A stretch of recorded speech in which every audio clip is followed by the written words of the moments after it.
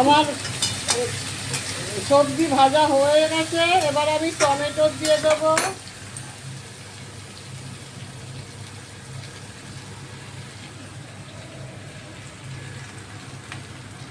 একটু ধনেপাতা দিয়ে দেবো।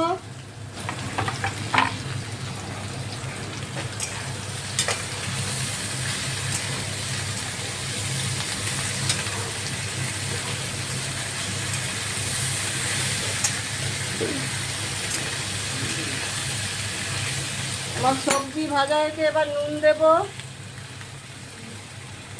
পরিমাণ মতো নুন দেব,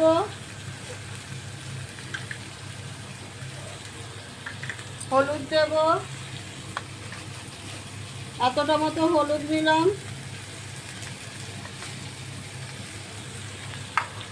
পরিমাণ মতন আপনারা আরও লাগলে আরও নেবেন। আমি শুকনো লঙ্কা দেবো না গুঁড়ো, আবার লাগলে দিতে পারেন।